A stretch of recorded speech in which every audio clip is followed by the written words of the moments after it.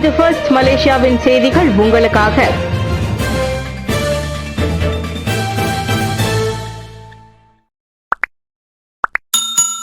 இன்று முதல் வழங்கப்படும் வெள்ள நிவாரண உதவி நிதி. வெள்ளத்தில் பாதிக்கப்பட்டவர்களின் சுமையை குறைக்க உதவித்தொகை வழங்கும் பணிகள் இன்று முதல் தொடங்கப்படும் என்று டத்தோஸ்ரீ இஸ்மாயில் சப்ரி தெரிவித்தார். உதவித்தொகையை வழங்கும் பொருட்டு பிரதமர் துறை அமலாக்க ஒருங்கிணைப்பு பிரிவு அத்தொகையை மாவட்ட மற்றும் மாநில அலுவலகங்களிடம் ஒப்படைக்கவிருக்கிறது. அந்த உதவித்தொகையை வீட்டிற்கு நேரடியாக அனுப்புவது, மண்டபம் போன்ற இடங்களில் மக்களை திரட்டி அங்கே வழங்குவது அல்லது பெறுநரின் வங்கி கணக்கில் செலுத்துவது ஆகிய 3 வழிமுறைகளை பயன்படுத்தி வழங்கப்படும் என்று அவர் கூறினார். பஹாங் பேராவில் மாவட்ட மன்ற மாநாட்டு மண்டபத்தில் வெள்ளத்தில் பாதிக்கப்பட்ட 478 பேருக்கு மத்திய அரசாங்கத்தின் 1000 ரிங்கிட் மற்றும் பஹாங் அரசாங்கத்தின் 500 ரிங்கிட் வெள்ள நிவாரண உதவித்தொகை வழங்கும் நிகழ்ச்சிக்கு பின்னர் நடைபெற்ற செய்தியாளர்கள் சந்திப்பில் அவர் இவ்வாறு தெரிவித்தார். உதவி நிதி கிடைப்பதில் விடுபட்டவர்கள் சம்பந்தப்பட்ட மாவட்ட அலுவலகத்தில் அதற்கான விண்ணப்பத்தை செய்யலாம் என்றும் பிரதமர் குறிப்பிட்டார். தைப்பூசம் திட்டமிட்டபடி நடைபெறும். இவ்வாண்டு தைப்பூசம் நிச்சயம் நடைபெறும். அதில் மாறுபட்ட கருத்து எதுவும் கிடையாது என டத்தோஸ்ரீ சரவணன் தெரிவித்தார். தேசிய ஒற்றுமைத்துறை அதிகாரிகள் இன்னும் நெகிரி செம்பிலான் மலாக்காவில் தைப்பூசம் கொண்டாடப்படும் ஆலயங்களை சென்று பார்த்த பின்னர் இது குறித்த SOP வெளியிடப்படும் என தம்மிடம் நேற்று தெரிவிக்கப்பட்டதாகவும் மனிதவள அமைச்சரான சரவணன் தெரிவித்தார். ஆண்டுதோறும் நடைபெறும் தைப்பூசம் திட்டமிட்டபடி இந்த ஆண்டும் நடைபெறும். இது ஒரு பத்தி விழா மட்டும் அல்ல, இந்நாட்டில் தமிழர்களின் அடையாளம் அதுவாகும். இந்த ஆண்டும் தைப்பூசத்திற்காக கூடுதலான SOP முன்மொழிக்கப்படலாம். பால் குடங்கள் மற்றும் காவடி எடுப்பது போன்றவற்றில் சில வழிமுறைகள் வரையப்படலாம். தைப்பூசத்திற்கு இன்னும் 1 வாரம் இருக்கும் வேளையில் ஏன் இன்னும் SOP வெளியிடப்படவில்லை என்ற கேள்விக்கு பதில் அளித்த போது சரவணன் இத்தகவலை வெளியிட்டார். தம்மையும் சுகாதார அமைச்சர் கைரி ஜமாலுடனையும் கலந்து பேசி தைப்பூசம் தொடர்பான இறுதி முடிவு எடுக்கவிருப்பதாக ஒற்றுமைத்துறை அமைச்சர் ஹலிமா கூறியுள்ளார் என டத்தோஸ்ரீ சரவணன் தெரிவித்தார். வெள்ள நிவாரணத்தை பொது தேர்தலோடு ஒப்பிடாதீர். விரைவில் பொது தேர்தல் நடைபெறவிருப்பதன் அறிகுறியாகவே வெள்ள நிவாரண உதவிகள் அதிகமாகவும் விரைவாகவும் வழங்கப்படுவதாக கூறப்படுவதை பிரதமர் டத்தோஸ்ரீ இஸ்மாயில் சப்ரி யாக்கூப் முற்றாக மறுத்துள்ளார். இந்த உதவிகள் வழங்கப்படுவது மக்கள் மீதான அரசாங்கத்தின் கடப்பாடு என்றும் இதற்கு பொது தேர்தல் காரணம் அல்ல என்றும் அவர் தெரிவித்தார். பொது தேர்தலுக்கும் இதற்கும் தொடர்பில்லை. மக்கள் இன்னலில் இருக்கும் போது அவர்களுக்கு உதவிகள் வழங்குவது அரசாங்கத்தின் கடமை. இது மத்திய அரசாங்கத்திடம் இருந்து மட்டும் கிடைக்கும் உதவி அல்ல. மாறாக மாநில அரசாங்கங்களும் அதிகம் உதவுகின்றன. உதாரணத்திற்கு பஹாங் அரசாங்கமும் நிதி உதவியை வழங்கியது என்றார் அவர். நாடு முழுவதிலும் வெள்ள நிவாரண மையம் PPS-இல் தங்கியிருந்த 45,475 குடும்பங்களில் 94.3 விழுக்காட்டினருக்கு, அதாவது 42,901 குடும்ப தலைவர்களுக்கு வெள்ள நிவாரண உதவி நிதி BWI வழங்கப்பட்டுவிட்டதாக பிரதமர் குறிப்பிட்டார். அதே வேளையில் PPS-இல் தங்காத 9,203 குடும்ப தலைவர்களில் 93.8 விழுக்காட்டினர், அதாவது 8,631 பேருக்கு அந்நிதி வழங்கப்பட்டுவிட்டது. IJN-இல் துன் மகாதீருக்கு சிகிச்சைகள் வெற்றிகரமாக மேற்கொள்ளப்பட்டன. முன்னாள் பிரதமர் Tun doctor Mahathir Mohamad IJN தேசிய இருதய கழகத்தில் மருத்துவ சிகிச்சைகளை வெற்றிகரமாக முடித்துள்ளார். IJN-ஐயும் மலாயா மருத்துவ பல்கலைக்கழகத்தையும் சேர்ந்த மருத்துவர்கள் அவர் மீது சிகிச்சைகளை மேற்கொண்டனர். மகாதீர் தற்போது முழுமையாக விழித்துக் கொண்டிருப்பதாகவும் இன்னும் சில தினங்களில் அவர் வீடு திரும்ப அவர் அனுமதிக்கப்படுவார் எனவும் IJN ஓர் அறிக்கையின் வாயிலாக தெரிவித்தது. இந்து சமயத்தின் வளர்ச்சிக்கான திட்டங்களை மஹிமா முன்னெடுக்க வேண்டும். டத்தோஸ்ரீ சரவணன். இந்து சமயத்திற்கு, குறிப்பாக இளைய சமுதாயத்திற்கு பயன்படக்கூடிய அதிகமான செயல் நடவடிக்கைகளை முன்னெடுப்பதில் மஹிமா எனப்படும் மலேசிய இந்து ஆலய இந்து அமைப்புகளின் பேரவை கவனம் செலுத்த வேண்டும் என மனிதவள அமைச்சரும் மாய்காவின் தேசிய துணைத் தலைவருமான டத்தோஸ்ரீ M சரவணன் கேட்டுக்கொண்டார். இளைய தலைமுறையினரிடம் நமது சமயத்தை முறையாக கொண்டு சேர்ப்பதற்கான நடவடிக்கைகளில் கவனம் செலுத்தப்பட வேண்டும். குறிப்பாக ஆலயங்களில் சமய உரைகள் மற்றும் குரு பூஜைகள் போன்றவற்றை நடத்துவதிலும் மகிமா முனைப்பு காட்ட வேண்டும் என தான் ஸ்ரீ நடராஜா தலைமையிலான மகிமாவை சரவணன் கேட்டுக்கொண்டார். நிறைய பேர் மதம் மாறிவிட்டார்கள் என்று கூறிக்கொண்டிருக்காமல் அவர்கள் மதம் மாறாமல் இருப்பதற்கு என்ன வழி என்பதை கண்டறிய வேண்டும். நேற்று கோலாலம்பூர் ஸ்ரீ மகா மாரியம்மன் ஆலயத்தில் மகிமாவின் பேரவை மற்றும் சிறப்பு கூட்டத்தை தொடங்கி வைத்த பின் செய்தியாளர்களிடம் பேசிய சரவணன் இதனை தெரிவித்தார். சமய வளர்ச்சிக்கான நடவடிக்கைகளில் மலேசிய இந்து சங்கம் கவனம் செலுத்த வேண்டுமே தவிர யார் பெரியவர்கள் மற்றும் தேவையற்ற போட்டிகளில் ஈடுபடுவதை மலேசிய இந்து சங்கம் தவிர்த்து கொள்ள வேண்டும் என்றும் அவர் கேட்டுக்கொண்டார். இந்து சமயத்திற்கு மீண்டும் புத்தெழுச்சியை ஏற்படுத்தக்கூடிய சமய நடவடிக்கைகள், குரு பூஜைகள் போன்றவற்றை மகிமா ஏற்பாடு செய்ய வேண்டும்.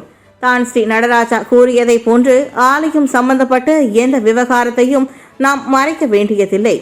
ஆலயத்தின் வளர்ச்சிக்காக, விரிவாக்கத்திற்காக அரசாங்கத்திடம் இருந்து ஆலயங்கள் மானியங்களை பெறுகின்றனர். அப்படி இருக்கும்போது ஆலயங்கள் எதனையும் மூடி மறைக்க வேண்டியதில்லை. 4வது தொழிற் புரட்சி உலகத்தை மாற்றியமைக்கக்கூடியதாக இருக்கும். அதற்கு ஏற்றவாறு நமது ஆலயங்களின் தகவல்கள் எல்லோருக்கும் சென்று சேர வேண்டும்.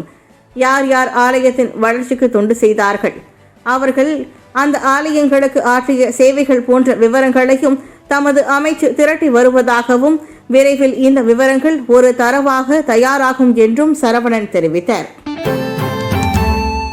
40 வீடுகளை உட்படுத்திய தீச்சம்பவத்தில் தம்பதியர் கருகி பலி.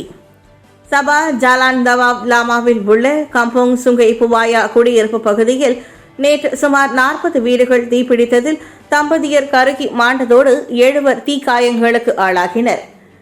சம்பவ இடத்திற்கு விரைந்து தீயணைப்பு படையினர் நேற்று அதிகாலை 6:20 மணிக்கு தீயை முற்றாக அணைத்ததோடு இச்சம்பவத்தில் பலியாகிய 32 வயதுடைய சைஃபுல் மற்றும் 36 வயதுடைய அவரின் மனைவி ஜுமைடா எம்ஜிடா ஆகிய இருவரின் உடலையும் மீட்டனர்.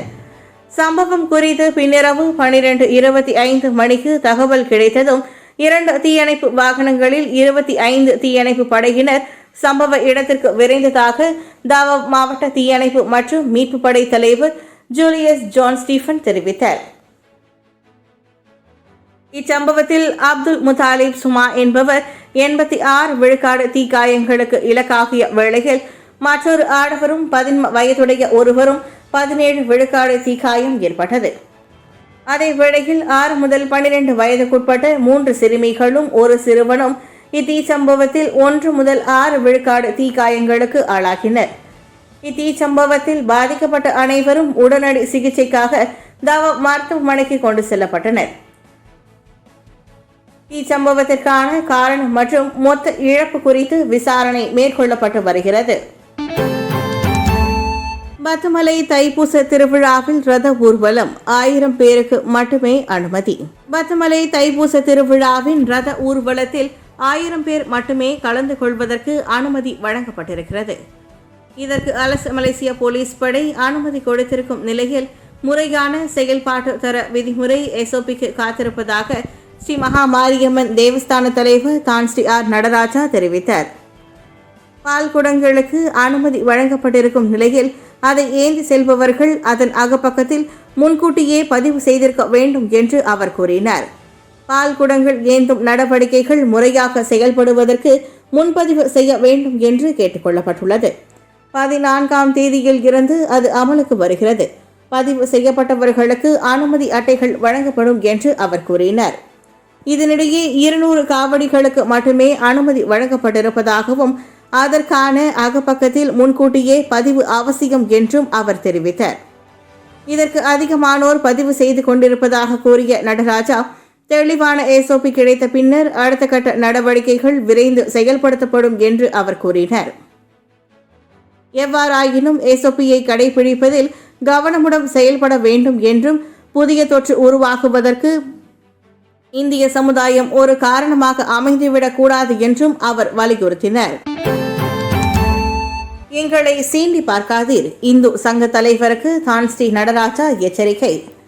இந்து சமய வளர்ச்சிக்கு மலேசிய இந்து சங்கம் உதவ வேண்டுமே தவிர தேவஸ்தானத்தை சீண்டி பார்க்க கூடாது என மஹிமா எனப்படும் மலேசிய இந்து ஆலய இந்து அமைப்புகள் பேரவையின் தலைவர் தான் ஸ்ரீ ஆர் நடராஜா கேட்டுக்கொண்டார். யாருடைய வம்புக்கும் செல்லாமல் தேவஸ்தானம் சமய வளர்ச்சிக்காக பல ஆண்டு காலமாக தொடர்ந்து பாடுபட்டு வருகிறது. சமய வளர்ச்சிக்காக தேவஸ்தானம் ஆற்றி வரும் பங்கையும் அதன் சேவையையும் இந்து சங்கம் கேள்வி எழுப்ப வேண்டியதில்லை. நாங்கள் எங்கள் பணியில் கவனம் செலுத்தி வருகிறோம். ஆனால் எங்களை சீண்டி பார்த்தால் அதனை பார்த்து கொண்டு நாங்கள் மௌனமாக இருக்க மாட்டோம் என நடராஜா எச்சரித்தார்.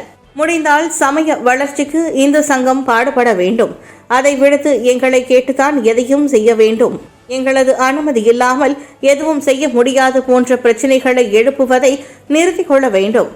ஒற்றுமை கருதி தகராறு எல்லாம் தேவையில்லை என நாம் மௌனமாக இருப்பதால் அடங்கி போவதாக நினைக்க வேண்டாம். சமய வளர்ச்சிக்காக நல்லதை யார் செய்தாலும் அதனை தேவஸ்தானம் எல்லா காலத்திலும் வரவேற்றுள்ளது.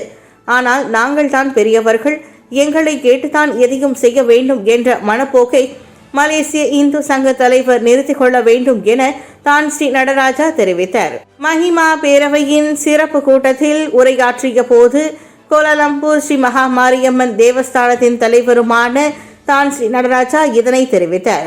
மாரியம்மன் ஆலய கட்டடத்தின் மண்டபத்தில் நடைபெற்றது. மலேசிய இந்து ஆலய இந்து அமைப்புகள் பேரவையின் செயலாளர் சி சேதுபதி வரவேற்புரை ஆற்றினார்.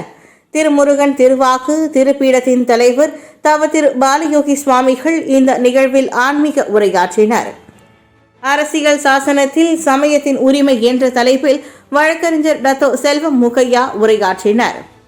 நாடு முழுவதிலும் ஆலயங்களின் நிர்வாக தலைவர்கள் உட்பட சுமார் 250க்கும் மேற்பட்டோர் இந்த நிகழ்வில் கலந்து கொண்டனர். முன்னதாக டத்தோ ஸ்ரீ சரவணன் அவர்களுக்கு தான் ஸ்ரீ நடராஜா பொன்னாடை போர்த்தி மாலை அணிவித்து சிறப்பித்தார். பெருந்தொற்று காலத்தில் தைப்பூசம் தொடர்ந்து நடைபெறுவதற்கு சரவணன் ஆற்றிய பங்கிற்காக இந்த வேளையில் மஹிமா நன்றி தெரிவித்துக் கொள்வதாகவும் அவர் தெரிவித்தார்.